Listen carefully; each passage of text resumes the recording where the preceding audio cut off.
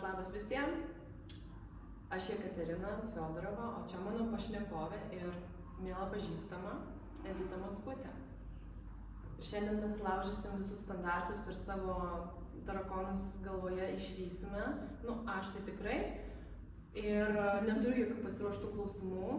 Turiu kažkokią baimę ir nepasitikėjimą savimi, kad kur mes čia išvažiuosim su šito pokalbio. Nes nutariau, kad mes laužysim standartą ir Edita tam puikiai pritarė. Laužysim standartą nėra jokio interviuerio, yra tiesiog ir interviuerio ir pašnekovo.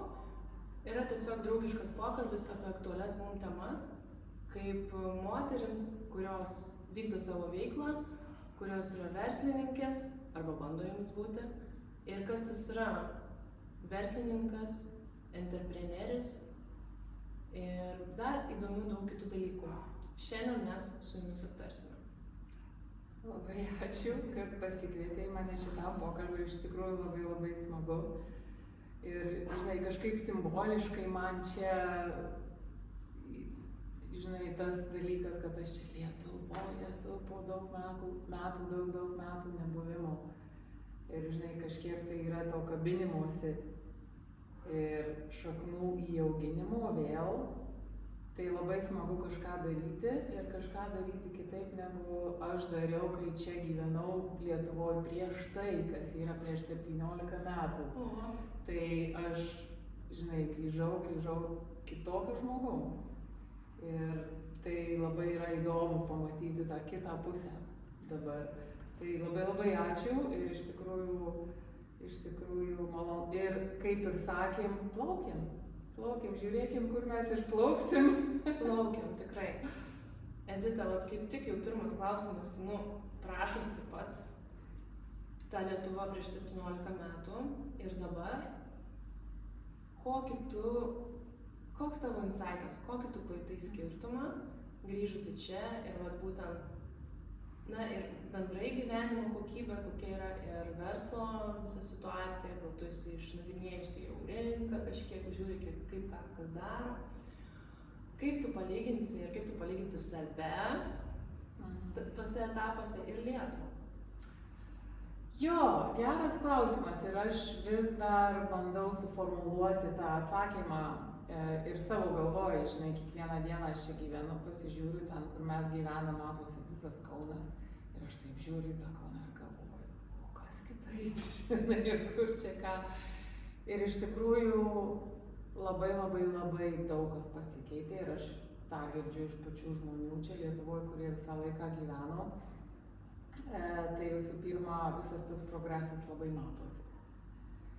Bet aš, kai grįžau toje kitoje rolėje, kaip entreprenerė į Lietuvą, aš galvojau, žinai, aš pripratus ir iki šiol turbūt dar angliškai galvoju. Ypač apie savo darbus, apie savo reikalus, apie savo klientus. Ir galvoju, kaip aš čia išsireikšiu Lietuvoje. Tai, žinai, pradėjau čia kažkada žiūrinėti YouTube po truputį, žinai, ieškoti bendraminčių ir pamačiau, kad žmonės padarė tokią pažangą ir naudoja tokius žodžius kaip entrepreneris, kaip konceptas, kaip reflektacija, kaip coachingas. Ir aš galvoju, blemba, kaip aš sakysiu coaching arba coach. Kaip aš sakysiu, nežinau, pasirodo. Lietuvių kalbos komisija kažkur išgaravus ir dabar žymiai viską žiūri laisviau ir dabar tie naujiendarai ir įvairūs angliški žodžiai, kaip supratau, jie dabar yra normos ribose, jau nėra taip griežtai kaip prieš 10 metų. Taip, ir aš kažkaip tikėjau ir anksčiau ir dabar realiai labai suprantu, kad jeigu nori, žinai, būtent baimė, kad lietuvių kalba išnyks, bet mano įsitikinimu yra rizika išnykti, jeigu nebus leista jai vystytis. Tai tada jinai išnyks. O dabar viskas tvarko, man atrodo. Tai iš kitų pastebėjimų dar yra tai, kad labai daug įvairovės Lietuvoje. Ir tuo, ką žmonės užsiima ir tuo, kuo domisi, aš aišku lendu truputį nagrinėjusi verslo srity, žinai, kas vyksta, bet dar, sakykime, self-care, ta prasme rūpinimosi savyje srityje, visokie ten retreatai, visokios stovyklos, sveikatingumo meditacijų, energetikos ir ten ko tik nori. Ten pilna va tokie kaip tu, voice coach ir panašiai. Patyriminiai renginiai įvairūs, ne? Taip, sensorika visokia. Ir tiesiog, žinai, aš bandau taip susistatyti, kur čia man, kaip čia ką paveiktis dėl savęs, pavyzdžiui, ir galvoju, kaip čia išsirinkti dabar. Nes tiek visko pilna. Tai apie ką byloja? Apie tai, kad mes labai gerai gyvename ir žmonės jau ne tik būtinuosius savo poreikius stengiasi tenkinti, bet jie jau žiūri, kaip jie gali save praturtinti kitais dalykais, jau gilinasi į savo psichologiją, į savo gyvenimo kokybę, į savo būsenas, į savo išraišką. Tai man tai yra labai geras ženklas. Kartais pagalvoju, o kas bus, kai atsitiks krizė, kur atsidursiu aš su savo visom paslaugom ir mano kolegos, ir mano konkurentai. Bet žinoma, dabar yra toks laikas, kad tiesiog privalome būti lankstus ir pritapti prie situacijos paprasčiausiai ir daryti, ką gali daryti geriausiai dabar, nes gyventi baimėje yra sunku. Ir neproduktyvu, jeigu čia tą žodį neapsimoka. Tiesiog neapsimoka, nes iš baimės negimsta kūryba. Ačiū, kad tu taip pasakei. Ir baimė užgniaužia, o mums reikia plėstis. Taip. Ir žinai, tas būtent antreprenerystėje ir tame asmeniniame tobulėjime yra labai svarbu kiekvienoje situacijoje pamatyti galimybę. Ir kai tu sakai, kas bus, jeigu bus krizė, galima galvoti apie tai, kad galbūt atsivers kitokių galimybių. Taip. Čia yra kitoks mąstymas ir plaukiame ten. Papasakok, man neaišku, kas tas yra entrepreneris ir kuo jis skiriasi nuo verslininko. Nes aš neradau atitikmens. Google paguglinau, neradau iš pirmo karto, uždariau ir galvoju, Edita man viską paaiškins. Jo, tai įdomus dalykas, jeigu žiūrėsi į žodynus, į kažkokias knygas, kur aprašyta, kas yra entrepreneris, ten ta oficiali literatūra gali būti parašyta vienaip, tai kaip mes tai suprantam kaip entrepreneriai ir tame pasaulyje, kur aš dalyvauju, tame rate, tarp tų žmonių, mes turim savo filosofiją. Tai yra filosofija. Mums yra filosofija. Tai visų pirma mes sakom, pasididžiuodami entrepreneriai neša pasaulio krūvį ant savo pečių. Kodėl? Todėl, kad mes viską kuriam, todėl, kad mes inovuojam, todėl, kad mes sprendžiam problemas, todėl, kad mes ieškom išeičių iš neįmanomų situacijų. Nes kaip įsivaizduot, pagalvok, kad kiek pasaulyje yra atsitikę visokių beleko, nuo karų iki pandemijų, ir vis tiek pasaulis žingsniuoja į priekį. Kai pagalvoju per tą pačią pandemiją, žinai, per lockdowną, tą, kaip čia, karantiną, kiek atsirado visokių naujų dalykų. Ir aš atsimenu, Airijoje buvau, restoraną išsidarė, žinai, ir atrodo viskas, jau restoranams nekas, ne? Bet žiūrėk, atsirado tokių dalykų, kaip iš netgi prabangių restoranų, kur pristato tau labai gražiai supakuotus visus patiekalus, kurie ten turi namie tik pasibaigti.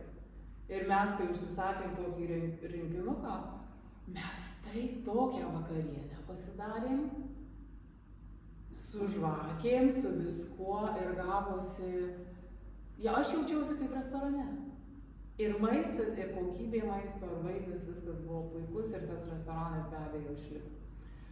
Tai Antreprenerystė iš tikrųjų yra filosofija apie tai, kaip išspręsti pasaulio problemas bet kokioje situacijoje ir kuo jinai skiriasi, žinai, Lietuvoje, šiaip tai aš girdėjau, jau naudoja terminą antrepreneris, bet galbūt vis tiek, vat, verslių moterų klubas, vat, verslininkų renginys, vadovų renginys ar kažką, yra tas skirtumas, jeigu žiūrėtume iš praktinės pusės, tai aš esu mačius tiek daug verslininkų arba žmonių, kurie yra sukūrę verslą ir turiu draugų ir pažįstamų, kurie nėra antrepreneriai. Jeigu tu esi antrepreneris, tu esi ir verslininkas, bet atvirkščiai nebūtinai. Kuo skiriasi iš praktinės pusės? Labai daug žmonių, kurie turi savo verslą, yra tiesiog susikūrę savo darbą, savo pajamas. Ir tai daro pagrinde dėl pajamų, susikūrė savo pragyvenimo šaltinį. Ir tai yra jų pagrindinė mintis. O aš to nežinojau, aš galvojau, visi turi kažkokią viziją ir prasmę savo veikloje. Taip, vat pasirodo, kad nebūtinai taip yra. O antrepreneriai paprastai turi tą aukštesnę viziją, tą didesnę viziją, tą norą kažkokią teigiamą įtaką pasaulyje padaryti, kažkokį pėdsaką įspausti. Žinai, kažkokį teigiamą tą pokytį padaryti. Ir antreprenerių labai svarbi savybė yra ta, kad jie labai orientuojasi į tą asmeninį tobulėjimą ir plėtimąsi ir augimą. Plėtimąsi ta prasme ne verslo plėtimą, bet savęs kaip asmenybės plėtimą. Bet ne visi žmonės, kurie turi verslą, tokie yra. Ir ne visi antrepreneriai yra verslininkai. Ar čia jau merit? Man atrodo, kad ta prasme, tu gali inovuoti, nežinau, ar tu kokį nors mokslininką, kuris kažką inovuoja, pavadintum antrepreneriu, nemanau. Manau, kad pinigų generavimas kaip side effect, kaip šalutinis poveikis antreprenerio yra tas dalykas. Ir gaunasi antrepreneris kuo daugiau vertės sukuria ir paleidžia į pasaulį, tuo daugiau grįžta. Taip. Papasakok apie save, ką tu teiki žmonėms. Viskas kažkaip kaip ir sukasi ir aš taip pripratu save vadinti marketerė online'inė.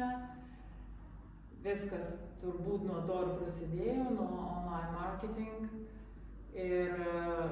Bet aš ten, žodžiu, taip užsikabliavau ir taip giliai pradėjau lysti, gavosi, kad šiaip tai ypač pradžioj galbūt verslo marketingas yra praktiškai visas verslas. Ta prasme, tiesiog, tu turi išstumti savo sprendimą, savo idėją į pasaulį, tu turi marketinti, turi parduoti ir jeigu kalbam apie mažus verslus, tai marketingas ir pats verslo formavimas labai glaudžiai susiję. Ir aš turiu tokį projektą, apie kurį tau pasakoju Afrikoje, kur mes tą ir darom, bet pagrindė vis tiek yra marketingas. Tai va. Bet aš galiu sakyti, kad aš padedu formuoti verslą, aš padedu su online marketingu. Aš nežinau, kaip lietuviškai išversti copywriting. Tekstų rašymas pardavimo tikslais. Taip. Kūrybinių tekstų rašymas. Turbūt pardavimo tikslais. Ta prasme, tekstų rašymas su tikslu įteikti žmogui. Taip, bet yra konkretus labai tikslas kad žmogus atliktų kažkokį veiksmą perskaitęs tavo tekstą. Tai pavyzdžiui, jeigu sakai spausk mygtuką, tu turi tai parašyti, kad žmogus paspausti tą mygtuką. Žinai, tai nėra esė rašymas ar ką. Yra tam tikri principai, kurie mane labai sužavėjo, labai dėl to teko daug gilintis į žmogaus prigimtį, į psichologiją, kas man visada buvo įdomu, bet čia iš tokio kito kampo visai priėjau taip netikėtai ir taip fainai, iš akės. Tai va, bet tai čia toks apskritai, bet labai man yra svarbu padėti žmonėms kuo efektyviau sukurti verslą. Nes egzistuoja, aš dirbu su tais principais ir mano pačios yra siekiamybė freedom lifestyle, angliškai, tai laisvės gyvenimo būdas, ane, lietuviškai kaip sakot? Ja. Ne, taip nesakom turbūt. Aš taip negirdėjau. Tai va, tai entrepreneurystėje šitas labai yra location freedom, time freedom, freedom lifestyle, life on my terms, žinai, savo paties ekonomiką ir taip toliau. Tai labai daug entreprenerių, ypač pradžioje, ypač kurie dirba vieni, jie vis dėlto, nors ir siekia tų didelių tikslų, vis dėlto baigėsi tuo, kad jie atsiduria toj pačioj situacijoje, kaip turėti darbą ir dažnai dirba dar daugiau. Ir plus dar yra visko surizikavę visom savo tais socialiniais reikalais, visokiom pensijom, stabiliom pajamom ir taip toliau, ta prasme. Tai aš labai visada siekiau, kaip tai daryti kuo efektyviau. Kaip su kuo mažiau veiksmų užgriebti daugiau jėgos. Kaip vieną veiksmą padaryti kuo galingesnį.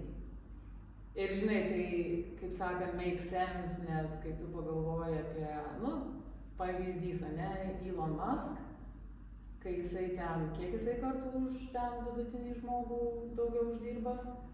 Daug. Aš neskaičiavau, bet belekiek daug, taip, ane? Ar jisai tiek kartų daugiau dirba? Aš manau, jis labai daug dirba, bet ar tiek viską... tūkstančius kartų daugiau dirba, gal milijoną, aš nežinau. Gal jis daugiau tiesiog generuoja idėjas. Ta prasme... Generuoti idėjas, man atrodo, jo visas darbas yra generuoti idėjas. Aš taip įsivaizduoju. Ta prasme, neįmanoma tiek kartų dirbti daugiau, negu uždirba. Tiek, kiek uždirba. Tiesiog neįmanoma, todėl automatiškai tu galvoji, reiškia, jis kažką daro kitaip. Tikrai taip. Nežinau daug. Reiškia, jo tas atominis veiksmas, vienas veiksmas turi daug daugiau svorio. To veiksmo, taip. Ir aš į tokius dalykus gilinuosi ir aš naudoju, taip, tai remiasi didelė dalimi į tam tikras marketingo ir pardavimo strategijas. Ir dėl to mes su tavimi irgi pradėjau kalbėtis, kalbėjimas vienas iš jų, nes mes turim tą innate, tą vidinį, tą žmogaus prigimtinę savybę kalbėti ir išreikšti žinutę. Taip, mes visi tai turim. Ir todėl joje tame yra leverage, kaip čia svertas, didelis svertas. Ir daug visokių kitokių dalykų yra, kurie lemia tavo veiksmų jėgą. Ir čia daug yra visokių dalykų, bet man labai patinka toks išaiškinimas, kad yra 4 vertės lygiai. Yra tas pirmas lygis implementation angliškai, tai yra vykdymas, kur mes dirbam savo rankų, žmonės dirba savo rankomis, ten kirpėjai, siuvėjai, amatininkai. Taip, ir absoliučiai viskas priklauso nuo tavo įdėto darbo, konkretaus. Ir tai yra sunkus darbas dažniausiai. Ir jeigu tu sustoji dirbti, Niekas nevyksta. viskas baigėsi, ne? Ir tokie žmonės, ir kai pagalvoju mūsų visuomeniai, mes tą turim, ir aš tikrai prisimenu, ir iš vaikystės yra tas pasakymas, darbo žmogų puošia. Ir mes turim tą įsitikinimą, kad kuo daugiau dirbsim, kuo sunkiau dirbsim, tuo geriau gyvensim. Ar tai tiesa?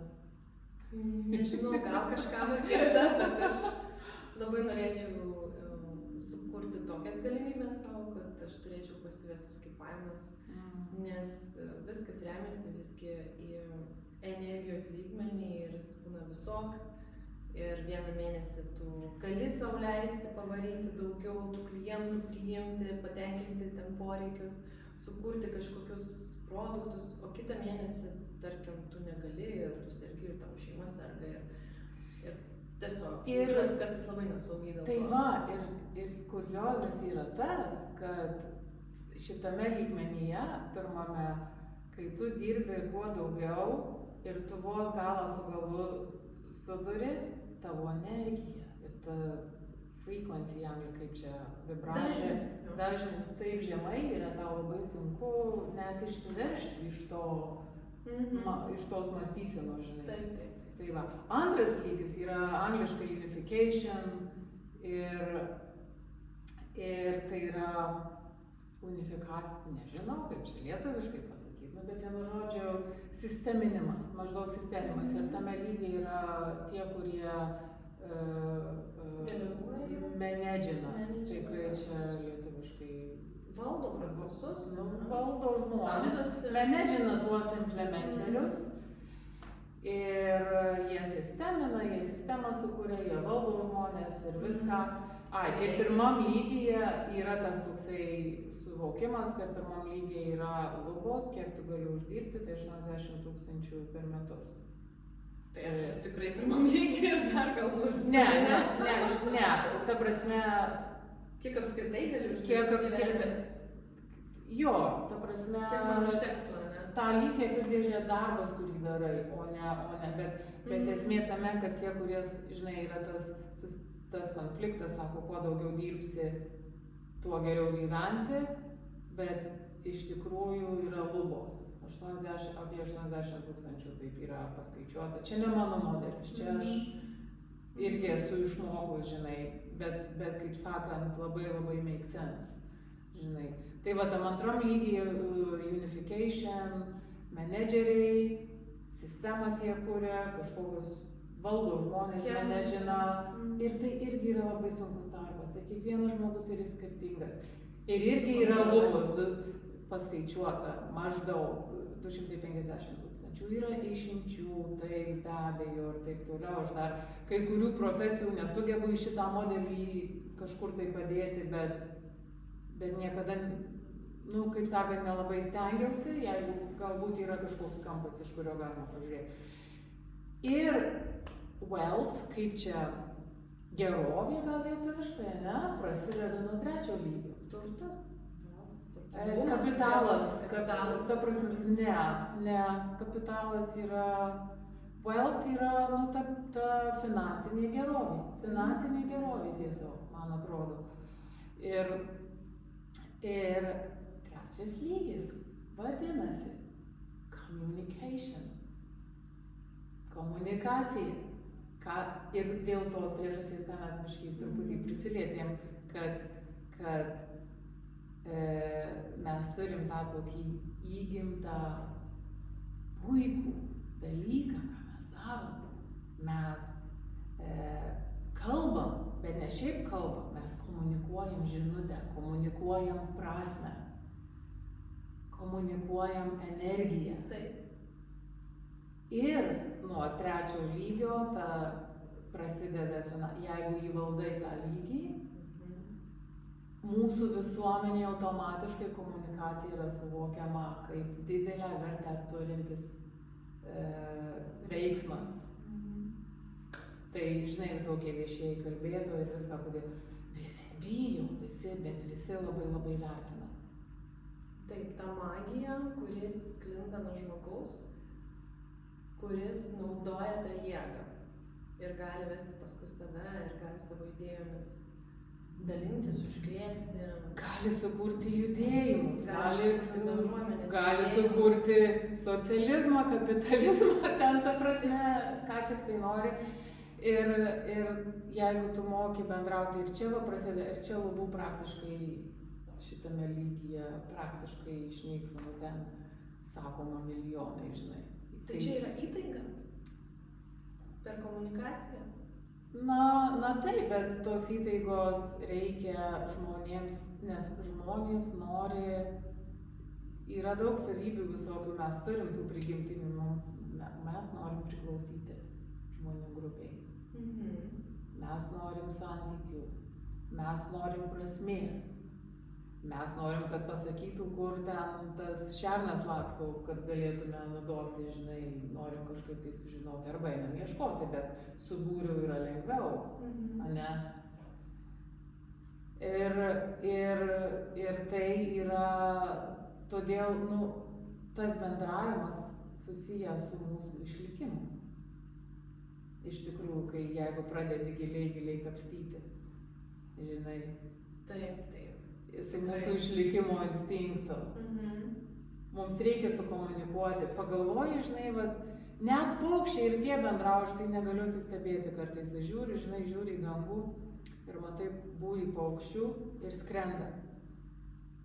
Ir taip tik tai fit. Ir visi vienu metu kažkaip tai pakeičia kryptį. Bet tas tie šimtai paukščių vienoje krūvoje staiga į kitą pusę. Vienu metu. Tai kaip čia dabar? Bet įsivaizduok, koks nors vienas paukščias atsiliktų. Nelabai gerai tam. Ne, o paskui ką jie skrenda? Čia... Paskui alfas. Tai čia prasideda trečiame, tai yra komunikacija. Ir čia prasideda ta finansinė gerovė, jeigu įvaldai. Ir kaip tai yra sunku? Tai yra sunku daugmaž tik psichologiškai dėl tų neteisingų ribojančių įsitikinimų, bet realiai naudoji savo būdą. Ir savo energiją, ir savo psichologiją. Savo mintis. Bet kuo lengviau dirbi, tuo ta energija labiau, žinai, kyla ir tuo labiau tu sukuri kažką tai, žinai. Ir tas sugebėjimas kažkokių minčių, kažkokios prasmės komunikavimo, žinai, yra labai vertingas dalykas, už tai visi tie kalbėtojai ir yra vertinami. Ir čia yra aktoriai visokie, žinai, ir prezenteriai, panašiam tam visam. O ketvirtas lygis yra imagination.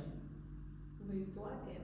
Tai yra kūrimas, inovavimas. Ir man žiauriai patinkanti koncepcija, arba konceptas, kaip lietuviai šiais laikais sako. Sukūrimas kažko iš nieko. Tas kreativumo lygis, kai žmogus paima ir dar pasuka į visų gerovę ir kažkokį išsprendžia dalyką. Padaro iš nieko kažkokią naują kombinaciją, kažkokias ta manifestacija iš to egzistencinio kažkokio lauko ar visatos. Ir va čia tarp kitko galima, žinai, būtų šitoje vietoje paminėti tą skirtumą irgi tarp entreprenerių ir verslininkų. Verslininkai, tie, kurie susikūrė savo darbą, tai jie atkartoja tai, kas jau yra. Daugmaž. Jeigu koks nors pamatysi kartais kažkokių gudresnių atvejų, jie kažką naujo padaro, kažką, žinai, ir būna taip, kad, pavyzdžiui, kažkokią kavinę, arba, pavyzdžiui, mano sofa, va čia važiuoja žmonės iš toliau, nes tai yra kaip ir tas pats, bet kitaip, ne? Tai yra sofos. Taip. Ir interjeras, bet konceptas žiauriai geras ir viskas susidėjo, ir istorija šito pastato. Drobės. Ir tai, kaip jie tai daro, ir gaunasi daug daugiau vertės ir tu važiuoji ir per kitą sofą brangiau galbūt, nežinau, kainų lygį, bet aš taip įsivaizduoju. Bet sukūrė su tavim ryšį, ir renginy, bendravai. Ir žinai istorijų kūrimų. Taip, ir vertė automatiškai auga jau vien dėl to. Tai va, imagination, tai aš įsivaizduoju, tai aš žinau, Elon Musk garsėja, kad jam jisai ir kodina ten, žinai, jam patinka tuos darbelius padaryti, bet realiai tai jisai gyvena tam imagination levelyje. Pagrindė jo kiekviena sugalvota mintis ir idėja automatiškai turi žiauriai didelę vertę. Nors gali pasirodyti, kad nieko nedaro kartais. Man tai buvo, kai aš atradau tuos stiprius marketingo ir pardavimų modelius ir aš perėjau iš to tokio grindinimo į tą tokį, kur vat, sėdžiu, kaip ir atrodo, nieko nedarau. Taip ir atrodė. Ir nejauku. Ir iš pradžių nejauku. Blemba, galvoju, aš nedirbu, čia reiktų kažką tai dirbti, aš čia sėdžiu. Žinai, man toks buvo momentas, dar Airijoje sėdžiu, buvo šeštadienis ryte, papusryčiavom su šeima ir aš likau virtuvėje, pasidariau antrą kavą, geriu kavą. Ir tuo metu ten buvo intensyvus vienas etapas su mano klientė, dabar kolegė Afrikoje, toks formavimo etapas vienas. Ir aš prisityrinėjus ten visko buvau ir aš sėdžiu, žinai, ir aš taip nejučiom kažkaip galvoju, žinai, gerdama tą kavą. Ir visokios idėjos, žinai, va taip va. Ir aš galvoju, blemba, geras, ir aš už tai gaunu pinigus, ir aš už tai uždirbu, aš net prie savo laptopo nesėdžiu. Aš sėdžiu čia, geriu arbatą, tai yra kava, ir generuoju idėjas, ir tos idėjos ateina taip lengvai, ir jos yra fainos, ir įdomios, ir tokia kūryba vyksta. Žinai, ir galvoju, geras, ir tai mano darbas, žinai. Taip, o kiti jūs tas idėjas realizuoja. Kažkas turi jas gyventi. Taip, ir tada, tada aišku, kas ką daro. Taip. Tai va, tai šitas modelis man iš tikrųjų buvo savo laiku, kai aš jį atradau, labai daug prasmės pridavė ir labai daug pakeitė mano gyvenime, kaip aš apskritai suprantu. Ir pasuko mane, ką čia dabar reikia man mokytis toliau, kokių čia įgūdžių. Ir tada atėjo tas kalbėjimas. Papasakok apie tai. Na tai per daug nėra ką pasakot, bet tai yra labai panašu į viešąjį kalbėjimą, tik tai yra kalbėjimas su pardavimos tikslais, su tikslu parduoti. Ir tokiu būdu žmonės sugeba parduoti per trumpą laiką labai daug. Kokie yra pagrindiniai trys, kokie yra pagrindiniai trys strateginiai žingsniai, pagal kuriuos žmogus išmokęs iš tokių mokymų įgūdžius įgavęs, kad jisai galės eiti ir pasiekti rezultatą. Kokie yra trys strateginiai žingsniai, ko jūs mokote, kaip jūs turėtų kalbėti? Kaip turėtų kalbėti? Tai aišku, dar čia tokia tema, kad aš neužsičiaupčiau iki ryto, bet žiauriai man įdomu ir čia tiek visokių kampų yra, kaip tą pasižiūrėti ir galima susipainioti ir panašiai. Bet aišku, visų pirma, tai žiūrime į tai, ką pardavinėja. Ir čia jau kalbame, mes gali pardavinėti, aišku, ką nori, bet tai, ką aš darau, mes dirbame su high ticket offeriais, tai čia, kaip čia, aukšto čekio paslaugomis. Aukštas čekis lietuviškai, ne? Ne visai, bet aš taip girdėjau, kas dabar lietuviškai sunku pasakyti. Vienu žodžiu, didelėmis kainomis. Taip. Premium paslaugų paketai, paslaugos. Tai va, tai didelės kainos bet ta prasme, kai mes taip darome, mes dirbtinai, aišku, tų kainų nekeliam. ir nenori. Ir čia ne tame prasmė. Didelis dalykas yra, ir čia va, žinai, mes su tavim anksčiau kalbėjom apie skirtumus Lietuvos ir pasaulio, ir kad tų skirtumų daug mažiau negu lietuviai galvoja. O jie galvoja dėl to, kad čia tokia daugiasluoksnė yra problema, ne problema, toks kažkoks tai. Mąstymo būdas. Jo, kad dar ir galvoja, kad čia tik jie taip galvoja, tai reiškia, dar daugiau atspindi kažkokio tokio dar biškį nepasitikėjimo savimi.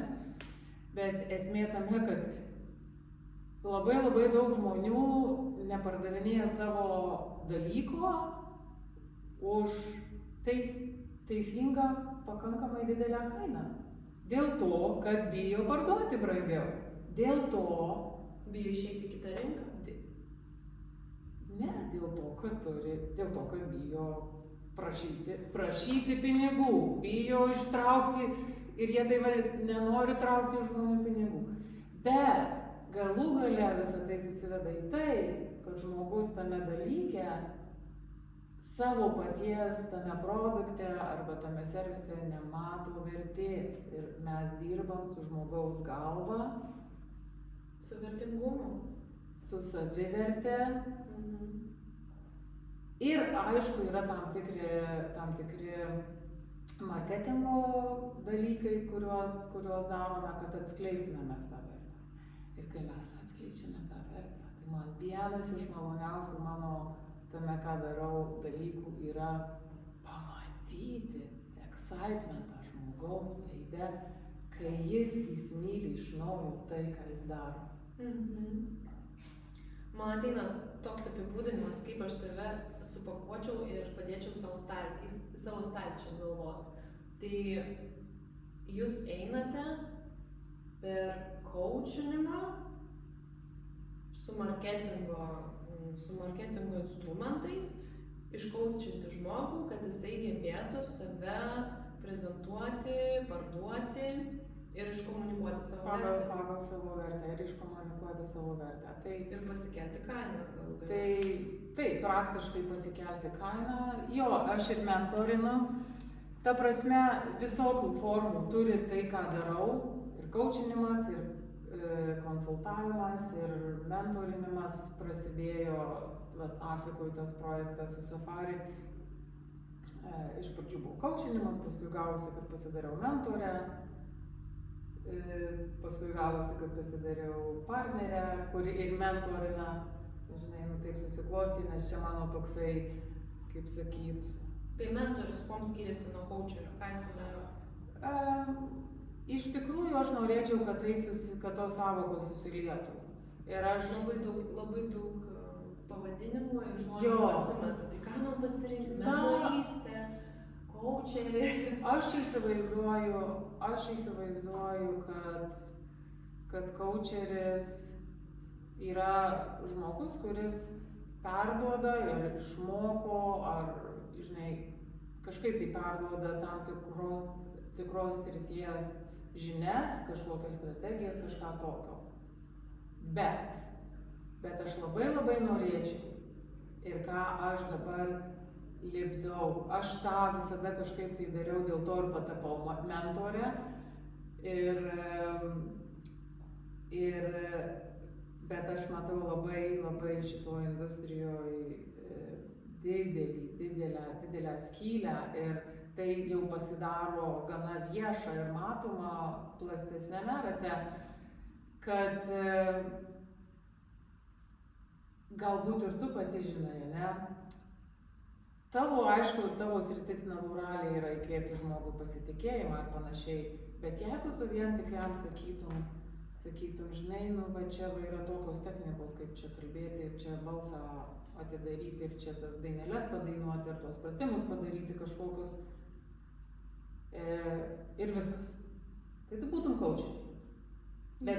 Tada man reikia keisti. Bet esmė tame, kad jeigu pasižiūrim, duodi tą pačią strategiją 100 žmonių ir visi 100 žmonių turės skirtingus rezultatus. Ir čia nėra tikslo, nėra apibrėžtos vizijos tikslo ir žmogus nemato to big picture. Taip, ir tai yra sudėtinė dalis kito dalyko, kurį aš dabar labai nagrinėju ir kurį aš kažkaip tai natūraliai pasirodo dariau, po kiek laiko suvokiau, o dabar jau oficialiai aš įdėjinėju į tai, ką darau, kaip padėti žmogui patapti tuo žmogumi, kuris gali tą dalyką padaryti ir gauti rezultatą. Ir čia labai plati ir įdomi tema apie tai, kaip mes visi darom sprendimus, pasirenkam, atliekam veiksmus iš to, kaip save suvokiam, iš savos tapatybės. Todėl vienas iš mano tikslų yra, kai žmogus pas mane ateina, padėti jam patapti iš šitos tapatybės į tą tapatybę. Kad labai sinergina. Ir paskui tada jau strategijos, kas realiai gaunasi posmentrinis dalykas, nes kai žmogus iš tikrųjų įsikūnija į tą tapatybę, tai labai greitai daug ką įsisavina ir suranda ir susiieško ir tavęs neklausinėja ir tiesiog tai pasidaro jo realybė to žmogaus ir viskas. Bet aš vis dar, bet kas įdomiausia, netgi čia ne pabaiga. Tapatybė iš tikrųjų yra tai, kaip save suvokiame, kažkiek tai yra produktas to, kaip mes save projektuojame į išorę. Ir tai yra kažkiek tai turi tos įtakos iš išorės, iš kitų nuomonių, iš tam socialinių normų ir taip toliau. Man labai patinka nagrinėti klausimą, kaip patapti arba sugrįžti į save. Bet čia labai įdomu yra. Ir kaip prisiminti, kas tu esi. Natūraliai. Neišmokti tie dalykai, ne, kažkokie pritempti, tau reikia prisitaikyti prie tam tikrų aplinkybių. Arba save įtikinti, kad aš dabar ne šitas žmogus, o tas žmogus, o surasti savyje tą esmę ir tą prasmę ir ten įsijungti ir kad viskas plauktų paskui iš ten ir tada tu esi nepajudinamas. Nes tu toks vienas. Tu toks vienas, tai yra tavo tiesa, tau okei, kad kiti turi savo tiesą, jeigu tiesos sutampa okei, jei nesutampa irgi okei, žinai, ir... Tai va čia ir trinasi ta svarba tokia ir ta baimė, mes galim ją jau kažkaip pažaboti ir jau tiesiog su ją susidraugauti, jinai galbūt jau nepakirs mūsų kojų, einant viešai kalbėti, nes staiga tu esi okei. Taip. Staiga tu autentiškas toks, koks esi, su savo kūnu, su savo išraiška, su savo žodynu, su savo nacionališku, nationality, ne? Dabar aš irgi pradėsiu angliškai čia šnekėti. Nacionaliai, kaip tai vadinasi lietuviškai? Tautybė? Su savo... Iškirpsim. Su savo tautybė, su savo istorija. Tu tampi okei. Ir gali eiti kalbėti viešai, bet tu savo turi leisti, o tas leidimas savo kartais... O jis gali būti iš tikrųjų va toks, bet mes tiesiog... O jisai va toks pasidaro tada, kai tu susijungi ten viduj,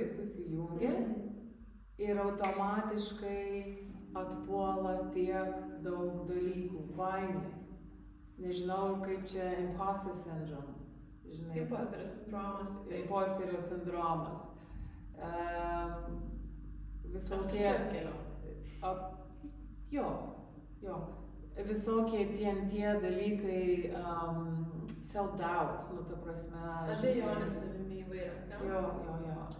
Tai... O tai vis tiek mums reikia žmogaus, kad mums kažkas pasakytų, kad įgalintų mus. O kodėl mes negalim patys, mes juk tai suprantam, aš kartais galvoju, kokia beprasmybė, tu viską žinai, atrodo, tu viską kaip ir suvoki, bet ateina momentas, tu eini kalbėti viešai, tau reikia pristatyti save.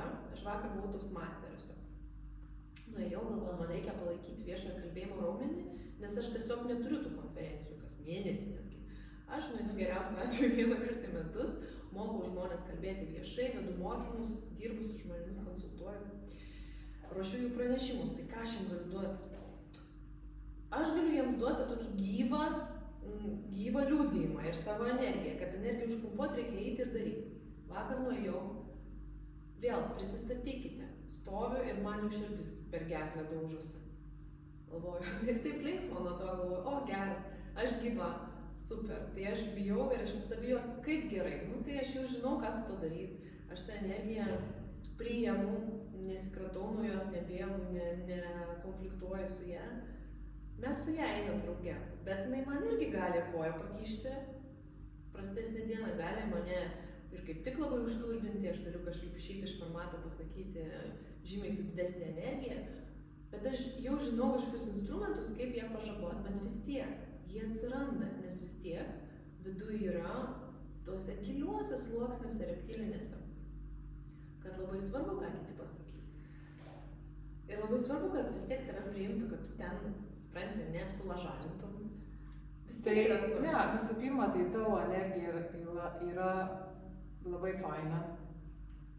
Ir... Ačiū. Ne, tikrai. Ta prasme, žinai, pati žinai, kaip viskas čia įvyko ir taip toliau, ir kaip čia greitai viskas taip pasisuko. Ir aš labai kreipiu dėmesį, ne tai, kad protiškai kreipiu, nu, ta prasme, tiesiog, žinai, ir mano darbe irgi dabar kažkaip tai, ką aš darau, kaip aš sprendimus priimu, žinai, galbūt yra nemažai to galvojimo, ar tai man suteikia energijos, ar tai man tenkina, taip, energiją. Ir maždaug pagal tą. Tai visai visiškai yra normalu, žinai, jeigu mes visai neturėtume kažkokių baimių ar kažko būtume būdos. Ir kadangi mes nesam, tai visą laiką yra tie sluoksniai ir tai yra labai normalu. Ir tas norėjimas pritapti, būti grupės dalimi, tai yra lemiamas to išlikimo instinkto. Ir geras, aš dabar pagalvojau, kad tai mus ir suartina. Man toks atėjo dar insightas. Kad tai mus suartina, kad man svarbu, ką jūs pasakysit, bet jūs mano auditorija, man jūs svarbus, aš noriu jums suteikti vertės, tai irgi duoda tokį klaus ryšį. Nes jeigu tau vienodai, supranti, tu šaltas kai žuvis ir tau švis vienodai šviečia, o tu eini ten į sceną arba skaityti pranešimą, bendrauti. Jeigu eini vien dėl to, kad eitum, tai viskas. Nu tai va, tai čia tame mano darbe, ką aš su žmonėm darau, tai tas supakavimas, perpakavimas, ką jie ten pardavinėja, kad pakeltų kainas. Kainas, kai pakeli, kas gero būna. Bet per ką jie ateina į tą levelį, ką jūs pasiekėt, per ką? Per tai, kad jis pamato tą vertę, kurią jūs jam užtenat? Ar jūs kažkaip visgi atvedat, kas čia klausimais kažkaip atvedat, kas čia per... Ta prasme, kaip mes to pasiekėm?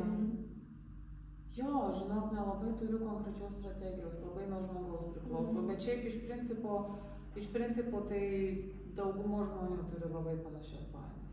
Ir absoliučiai visi, ir ne tik Lietuvoje, turi baimę pardavinėti, turi baimę kelti kainas, žinai, bet kai tu išgirsti, kad Amerikoje yra 22 ar 24, gal dabar milijonierių, ir tu net nori, tai ta prasme, tu jų net negali visų aptarnauti, net milijonierių, o milijonierių tau net nereikia. Žinai, tai čia tas dalykas, tai dirbame su tuo, bet kitas dalykas, tai paskui reikia padaryti tą žinutę, paruošti ir tą, kaip sakant, kontentą jau tam, ar prezentaciją, ne, čia sako, tam jau renginiui pardavimui. Tai ten vėlgi, kaip sakai, žinai, būna ir aš, kadangi copywritinimu užsiimu ir užsiėmus esu nemažai ir aš esu mačius, kaip su manufacturing, ta prasme, kaip feikiškai, ta prasme, tu gali labai gerą padaryti tekstą, bet jisai neišeis iš čia ir tada vis tiek jisai neturės tos energijos. O man yra labai svarbu, kad mes sudėliotume žinutę žmogui tokią, kuri jam suteikia gilią prasme pačiam. Jam rezonuoja stipriai. Tai, nes realiai, kaip ir tu žinai, tai yra energija ir jeigu tu tai pateiksi be energijos, tai nelabai kas ir gausis. Tai mane tas žinutės sudėliojimas žiauriai, man įdomi sritis, kaip pateikti tą patį dalyką. Ten begalybė yra variantų, begalybė yra kampų, tai ieškom to kampo. Ir aišku, labai daug storytellinimo yra, labai, nes mes iš prigimties, mes esam tam sukurti, mes taip perteikiam vienas kitiem prasme. Tai storytellinimas ir visokie irgi žinom, projektuojam, darom prielaidas, su kokiais atsikalbinėjimai žmonės ateis, nes žinom, kokia auditorija bus, ne, bet realybė yra tokia, kad absoliučiai visur labai panašus atsikalbinėjimai. Ta prasme, tie prieštaravimai, kodėl nepirk, ką man to reikia, kodėl nepirksiu, kodėl per brangu, Ir taip yra specifika pagal tą sritį kažkokią kažkiek tai, žinai, bet vis tiek praktiškai visada tai ateina iš tų pačių, praktiškai visiems ateina iš tų pačių ribotumų mąstymo, kažkokių tai klaidų, kažkokio riboto to mąstymo. Absoliučiai visi žmonės nepasitikė savimi. Tai žodžiu, ta žinutė susideda storytellinimas ir labai daug vietos užima darbas žinutėje su vidiniais tais įsitikinimais apie save, savo, ką aš galiu, ir su išoriniais įsitikinimais, tokiais kaip ai, neturėsiu laiko, ai, gyvenimas atsitiks, ai, reikia pasitarti su žmona, ai, žinai, per brangu ir taip toliau. Čia apie klientų. Ne, čia kliento žinutė auditorijai. Ir su jų prieštaravimais. Į tą žinutę įeina. Aha, jūs turit apdirbti tos prieštaravimus toje žinutėje. Toje žinutėje. Viskas būtų. Taip. Okay. Kad juos prieš, kaip sakant, prieš tą faktą, kol dar neatsitiko.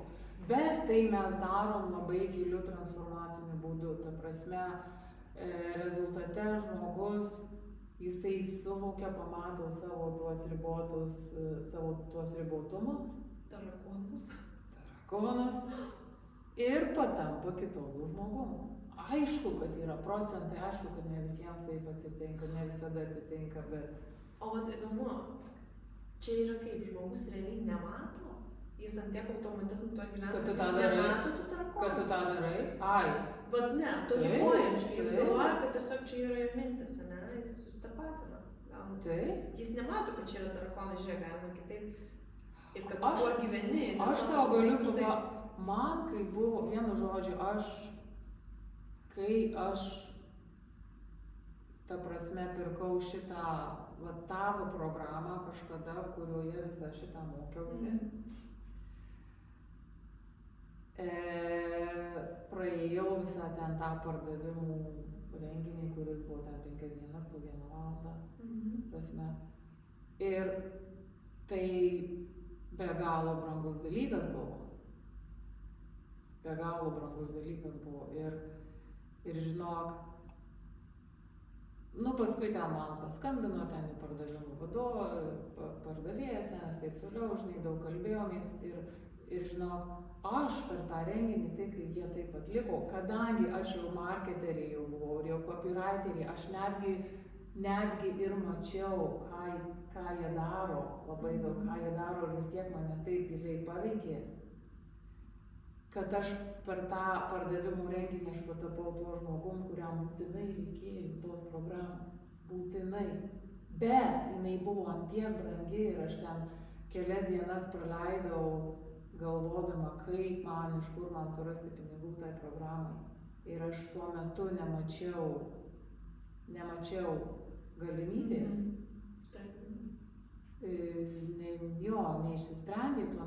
tu žinok, aš kentėjau, aš praėjau praktiškai kažką tokio panašaus į gedulą. Oi, man tai labai pažįstama, tarp kitų. Nes aš buvau, tai negalvojau. aš patapus buvau jau to žmogum, kuris turėjo tą dalyką daryti ir kadangi aš to nedariau, nes neatsiradau, nesuradau sprendimo, kaip tu sakei, aš lyg tai turėjau palaidoti tą žmogų, kuriuo aš patapau. Lyg tas žmogus ir aš taip. Ir tik vienintelė mintis man davė paskui leido atsigauti, kai aš visame tame pagalvojau, aš negaliu dabar. Ir čia yra laiko klausimas. Okay. Aš su savim tada taip susitariau, kad čia yra laiko klausimas ir jo. Ir žinau, paskui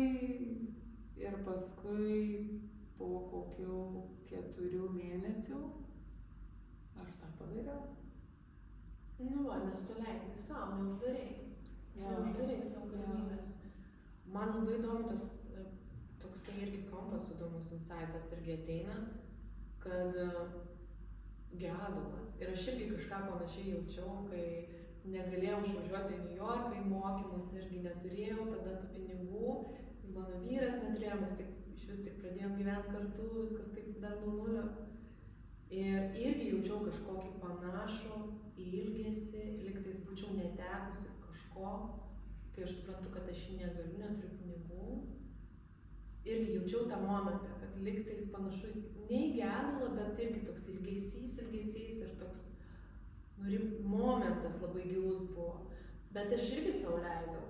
Aš pasakiau, bet man labai buvo svarbu palaikymas, tada aš vyro paprašiau, paklausiau, žinai, va tokia situacija, aišku, nesąmonė dabar mūsų situacijoje, bet aš taip noriu, žinai, man to taip reikia, jaučiu, kad čia šakės, man taip svarbu. Ir jisai sako, tai tu turi ten važiuoti. Nu tai, kai žinai, gauni tokį palaikymą. Bet tai fainai, žinai. Bet man labai, jeigu aš jo negaučiau, tuo metu aš dar nebuvau pribrendusi, aš pati neleisčiau savo. Bet kai jis tai pasakė, jis važiuoja, taip, aš tada paskolą pasiėmiau ir ten sugalvojau, ta prasme. Tokia šaunolė. Taip, čia mano, ir čia buvo mano visiškai kelio pradžia nuo to sprendimo, kad aš sau leidau jo. Bet irgi neleidau to, bet atsirado ir ten buvo, atsirado galimybės, kai aš sau leidau, kad, aš surasiu sprendimą. Ten irgi buvo ir įdomi situacija ir su bilietu, kad aš ne tą pavardę įrašiau, nes aš jau sugalvojau, kad aš jau turėsiu vyro pavardę ir aš jau iškart vyro pavardę jau. Ten šis buvo kosmosas, tada aš skambinau skrydžių tai operatoriai ir jie mane 6 valandas atmetinėjo, visur ten siuntinėjo, nes negalima pakeisti tos pavardės, žodžiu, ten bilietai jau dega, kiti bilietai ten dvigubai brangesni, tai žodžiu, aš kažkaip, žinok, išsprendžiau šitą situaciją ir per 6 valandas ant telefono ir viską jie man pakeitė, aš tik sumokėjau 15 eurų. Tiesiog suradau būtent tą operatorių, kuris man sutvarkys tai, nes jam reikėjo padaryti dar N dalykų, persijungti su kitais žmonėmis, sudylinti šitą dalyką ir tiesiog kiti tingėjo, o jis kažkaip aš ją įtikinau, tai aš jai taip ten dėkojau jis. Tai irgi įdomi situacija, aš jau buvau taip pamiršus, ką reiškia, kai tu nori, tu atrandi galimybės. Bet čia yra esmė, kaip parduoti kitam tą paslaugą, bet jis taip norėtų. Todėl yra ta žinutė tokia, kuri tą žmogų ateina į pardavimų tą renginį toks žmogus. Baigus renginio pabaigoje jau jis yra kitas žmogus. Ir tam kitam žmogui tiesiog to reikia. Tiesiog jau jisai, tai yra jo tapatybės dalis pasidaro. Žinai, tas pirkinys. Tai aš labai noriu dar vieną dalyką tavęs paklausti. Ten veikia kamera, pasižiūrėk, veikia? Mes ilgai jau eisim link pabaigos. Aš galvoju vis tiek, aš ten daug kirpsiu. Kodėl? Nes jis labai ilgas, nes visiškai struktūruotas. Arba galima iš vis gabaliukais dėlioti, mažesniais, kažkokius pointus. Aš manau, aš pointus pakarpysiu, nes ten tikrai buvo momentas, kad aš sėdžiu, aš jau miegu, nes aš nežinau, man ten per platu ir aš galvoju, Edita, nuostabu, bet aš tiesiog neturiu tam, visiškai neturiu ką pasakyti, miegu ir man nesiriša ir nesidėlioja mintis. Kažkada yra, kai energija įsijungia, pas mus eina kažkoks dialogas ir yra pointai, kurie man aiškus. Ir man, eina toksai įdomus čia momentas, plaukimas, bet čia bene kokia patirtis iš tikrųjų.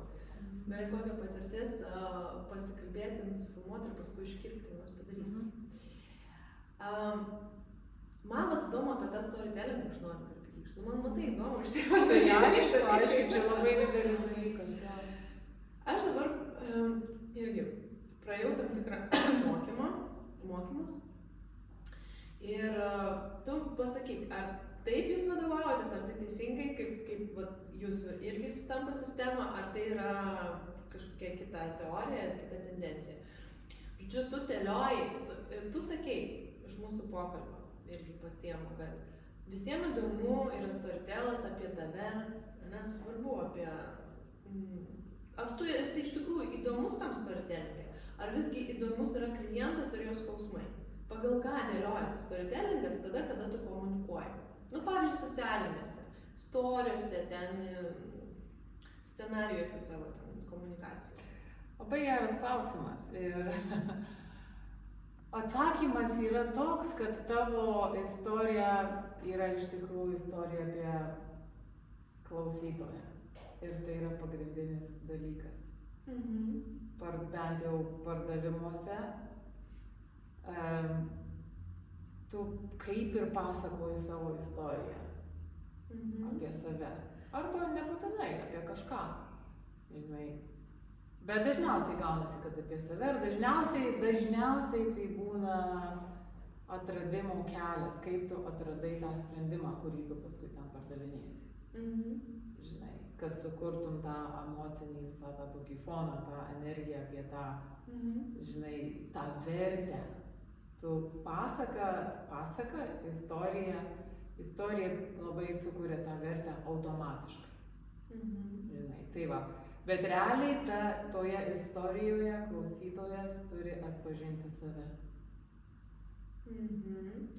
Tai pavyzdžiui, kai žinai filmus, ten tie herojų filmai visokie ten, kaip ten tas Batmanai ir ten tie visokie tai žmonės save identifikuoja bežiūrėdami, o žiūrėk, ir jam tai buvo, o žiūrėk, ir jisai netobulas, nes ten jisai kažkas ten jam atsitiko, o žiūrėk, ir jisai priešų turi, ir tie priešai, ir mano priešai irgi, nes lygiai atspindi, lygiai tą patį. Kaip herojus. Jo. Žinai, tai... Bet kaip ją dėlioti? Ar visgi tai yra toksai... Man kartais, kai aš pradedu suprasti tos principus, apie ką tu kalbi, man yra truputėlį jausmas, kad aš pritimpinėju. Ir man prasideda čia priešiškumas. Pavyzdžiui, aš dedu stories, kai aš natūraliai kalbu. Ir tai eina labiau iš flow, iš intencijos, bet aš irgi kalbu apie problemas ten klientų, bet taip, kaip aš matau, per tą kampą. Jeigu aš pradedu pagal strategiją, aš matau iškart mažiau peržiūrų. Ir man atrodo, jie jaučia, aš čia noriu jiems parduoti, jie jaučia kažkokį jau iščiuistimą, jaučia, kad čia nebe aš. Tada, visokie tokie ateina prieštaravimai. Kaip reikia iš tikrųjų save... Jo, ir ta istorija labai puikiai suprantama problema, žinok, susiduriu visą laiką. Kad ta būtų natūrali visą laiką, tai nebūtų kažkoks tai jau produktas. Jo, taip, kažkiek yra kažkiek strategijos tame, kad jeigu istorija bus ideali ir aš čia pradėjau verslą ir čia man viskas puikiai sekėsi ir čia rezultatas, niekam bus neįdomu. Todėl yra visi tie elementai, žinai, tas konfliktas, ta problema, su kokiom problemom susiduriu, konfliktas, tas villain, ta prasme kažkokia gal išorinė galbūt jėga, kuri kiša pagalį į ratus ir taip toliau, žinai. Bet ir tai atitinka, kas vyksta klausytojo galvoje arba gyvenime. Tai ir tai atitinka ne iš tos pusės, kad ėjau į parduotuvę, susilaužiau koją, paslydau ant bananų ten ar dar kažką, žinai. Ta prasme, ne įvykiai jie turi sutapti, o kažkokia tai istorijos bendra linija, kaip koncepcija, kaip labiau atspindinti tą vidinį pasaulį. Kaip tu čia užkabinai, taip gilu, bet... Vat pavyzdžiui, dabar aš su savo kliente ir kolegė, partnerė Afrikoje, mes kaip tik dirbam ties jos istoriją. Ir jinai yra panelė, kuri pardavinėja safari, žinai. Ir mes dabar sukam į entreprenerių rinką, norim pritraukti lyderius, kurie veda mastermindus ir daro, važinėja po pasaulį tuos mastermind retreats, žinai, daro. Ir kaip jai papasakoti savo istoriją, taip, kad tie lyderiai klausytųsi ir juos užkabintų. Vat ir intriga, vat kaip tu sukursi, nes jinai nieko panašaus nėra darius, jinai jokių mastermindų nėra praėjus, nei pati jų rengus, nei pati po pasaulį važinėjus, nei ta lyderė buvus, nei kažką, vat kaip tu sukursi, kaip vat, ką daryti. Man čia labai rezonuoja, nes mano klientai tikrai ateina ir daug aukštesni už mane pozicijomis, statusais, savo ten, žodžiu, įgyvendinimais projektų, įvairiausiais savo savybėm. Ir man irgi yra kartais, man labai rezonuoja, nes aš irgi ieškau tų sąsajų, bet vis tiek grįžtu vis tiek į save, kad aš tiesiog esu aš ir jisai atėjo konkrečiai pas mane šito, ką aš galiu jam duoti, bet vis tiek norisi kalbėti žmogaus kalba. Ir norisi jį įkvėpti, o nebūti, kaip tu sakai, ta coacherė vien. Žinai, tai va, kur tu pasprendži problemą, daryk pratimą. Taip, ir žinai, truputį, sakykime, jeigu aš užsiimčiau tą istoriją jos parašyti, gal viskas vyktų greičiau, bet aš noriu, kad jinai pati suvoktų tą esmę ir jai klikintųsi. Tai daug kartų nubraukėm, perbraukėm, keitėm ir taip toliau. Ir žinai, viskas vis dėlto remiasi į tai, kad suvokimas žmogaus tos prigimties ir ko jisai nori, ir ko tie lyderiai nori. Susigalvojom, ta prasme, ne tai, kad susigalvojom, nustatėm, kad, sakykime, lyderiai nori padaryti kažkokią įtaką pasaulyje, kad jie nori padėti žmonėms, kad būtų, kad tas ripple effect, žinai, būtų ir taip toliau. Ir tada ieškom sąsajų. O tai ko tu, ta prasme, ta prasme, kur tavo istorijoje yra tos vietos, kur parodo tuos pačius siekius padaryti teigiamą įtaką gyventi pasaulyje. Žinai, kad kryptis, kad jūs to norit, aš ir to noriu, todėl aš čia... Mes ir idėja. Taip, todėl aš irgi to paties noriu ir aš kaip šito siekiu, aš čia būnu, šitoj vietoj, šitoj nerealioj vietoj savanoj, su šita visa gausa, su visais šitais timeless, žinai, visais šitais gyvūnais ir taip visko ir suprantu, kad aš esu geresnis žmogus ir taip toliau. Pati istorija, ta prasme, tie įvykiai gali būti porą sakinių, bet kas tarp tų įvykių, kokia prasmė tame yra? Kas tai tau yra? Ką tai tau reiškia? Taip, ką tai tau reiškia. Ir va čia mes suradom tų, kaip tik vakar, šiandien kas ketvirtadienis, tai trečiadienį, kaip tik vakar mes su jie dirbom su šitu. Ir aš kapščiausi, kas tau svarbu, kodėl, kame tu matai prasmę, kuo tu gyveni. Vėl tas kodėl krapštimas. Tai ir tada sąlyčio taškai gaunasi, lyderiai irgi to paties nori. Ir aišku, mes ne visus lyderius pritrauksim, ne visus žmonės pritrauksim, bet toks ir nėra tikslas. Mūsų tikslas yra toks, kad mes pritrauktume tokius žmonės, kurie nori atlikti didelius dalykus, kurie nenori lėkštai žmonėms perduoti kažkokias strategijas, bet jie nori atlikti transformaciją žmonėse. Išeiti iš formatų. Taip. Ir aplinka ta visa Afrikoje, ten Kenijoje, tame safaryje yra transformacinė. Pati iš savęs. Aišku, mes ten pridedam dar visokių dalykų, žinai, bet realiai čia ir yra ta istorija. Aš net tau, žiūrėk, kiek aš tau apie ją papasakoju. Praktiškai nieko. Kažkiek jau Iš jos, bet apie jos gyvenimo įvykius ar kažką. Aš tau net nepasakiau jos vardo, iš kur jinai kilus ar kažką. Bet jinai įdomi vien tuom, kad jai kilo šitą idėją. Čia ir yra istorija, todėl ir sakau, kai mes sakom istorija, tai nebūtinai reiškia vien tik tai krūva įvykių. Taip, ir detalių. Jau. Į kurias norisi leistis, bet iš tikrųjų jo reikia. Yra niuansai, kai pagauni, žinai, aš tau įmesti, įsprinklinti, kaip sakoma, galima ir tų detalių reikia.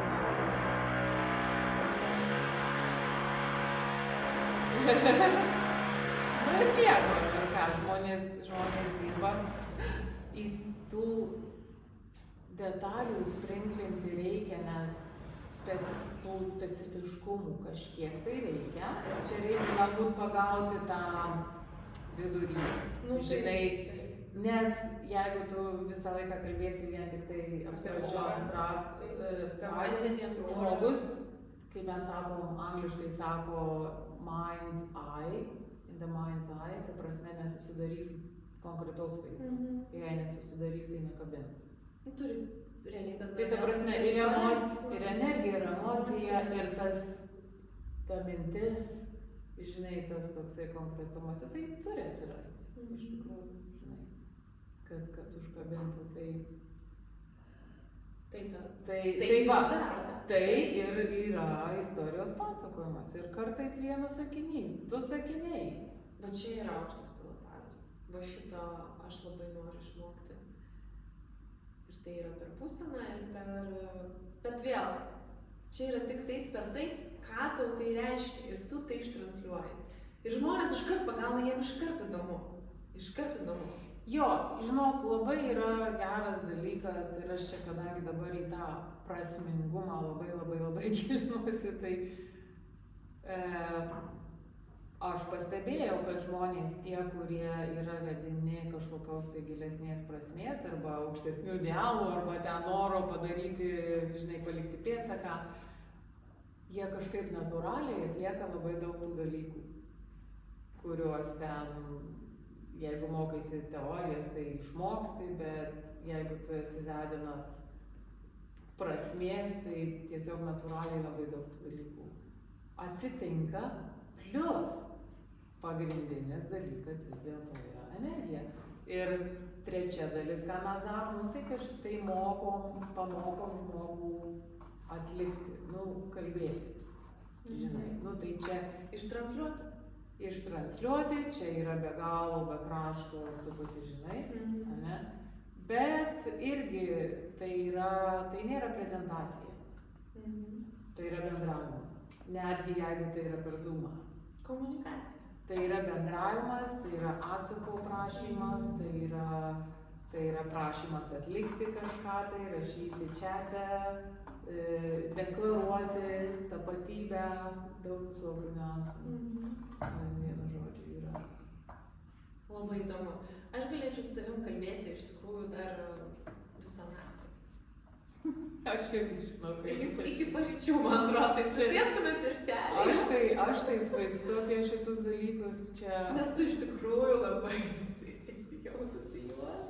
Ir tu jais gyveni ir tai labai užkrečia, nes tai labai irgi vertinga. Tiesiog pasikalbėti su tokiu žmogumi kaip tu. Tai kitus dalykus. Aš tikiuosi, kad praverčia ir kad užkrečia, nes manau, kad ir apskritai mano visuomenė labai eina į visus šitus dalykus, apie ką mes su tavim šnekame, apie prasmę. Matai, marketingas, verslas, bet tu pažiūrėk, apie ką mes šnekam. Mes šnekam apie prasmes. Apie žinutę, apie prasmes, apie pokyčius. Apie prigimtį. Aš iš vis galvoju, mes taip prišnekėjom, ar kažkam iš vis bus aišku, apie ką mes čia kalbėjom. Bet va čia ir yra esmė, kad bus aišku ir labai dar skirtingi dalykai žmonėms skirtingai rezonuos skirtingose tose vietose. Kiekvienas supras dar savaip, ant tiek, kiek jis yra pasiruošęs. Kažkuria žinutė užkabins. Taip, ir kaip pasakyti, žinai, aš dabar irgi savo versle labai daug ką keičiu. Iš tos pusės, kad taip, kai mokiausi strategijų ir metodų ir visko, buvo toks įspūdis, kad aš jeigu atliksiu tas strategijas teisingai, turėjau kažkokį personą susikūrus, kam aš tą darau, žinai, ir taip toliau. Persona susikūrus, kam aš tą darau. Ir supranti. Aš irgi tik tais tavo. Ir žinai, jo. Bet iš tikrųjų viskas yra atvirkščiai, viskas